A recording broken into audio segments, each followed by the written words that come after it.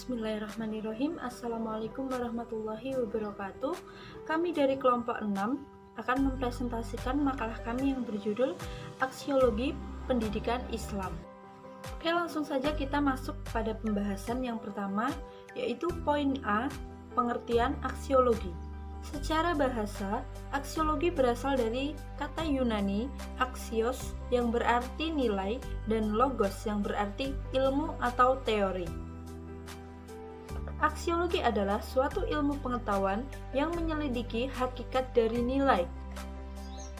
Pada umumnya ditinjau dari sudut pandang filsafat.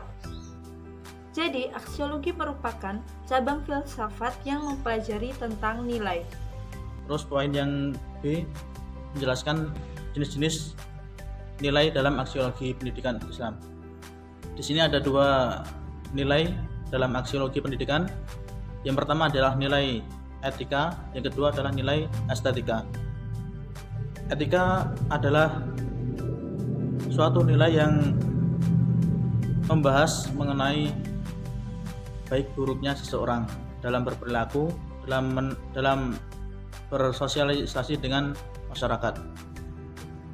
Nilai etika ini dibagi menjadi dua, yaitu etika deskriptif dan etika normatif. Norma deskriptif ini membahas mengenai tingkah laku, adat kebiasaan yang dilakukan oleh seseorang. Sedangkan etika normatif itu membahas mengenai norma dalam kehidupan bermasyarakat. Yang kedua adalah estetika, yaitu nilai estetika. Nilai estetika ini membahas mengenai keindahan yang bisa berupa rasa, selera, maupun suatu apresiasi yang dilakukan oleh seseorang. Selanjutnya, poin C, nilai-nilai dalam pendidikan Islam. Dalam proses pendidikan Islam terdapat macam-macam nilai Islam yang mendukung dalam pelaksanaan pendidikan. Nilai-nilai tersebut meliputi pertama, aspek akidah, yaitu tentang keimanan, kepercayaan, atau keyakinan. Yang kedua, aspek ibadah, yaitu pengabdian ritual sebagaimana yang diperintahkan dalam Al-Quran dan hadis. Yang ketiga, aspek akhlak, yaitu tentang tingkah laku atau sikap hidup manusia. Selanjutnya mengenai pengertian nilai menurut beberapa ahli. Yang pertama adalah menurut Jujun S. Suryas Mantri. Menurutnya, aksiologi adalah teori nilai yang berkaitan dengan kegunaan dari pengetahuan yang diperoleh. Yang kedua, menurut Jalaluddin, aksiologi adalah suatu pendidikan yang menguji dan mengintegrasikan semua nilai tersebut ke dalam kehidupan manusia. Dan yang ketiga, menurut Sarwan, ia berpendapat bahwa aksiologi adalah studi tentang hakikat tertinggi, realitas, dan arti dari nilai-nilai. Selanjutnya, poin E, karakteristik dan tingkatan nilai. Nilai memiliki karakteristik yang pertama, bersifat objektif atau subjektif, dan yang kedua, bersifat absolut atau berubah.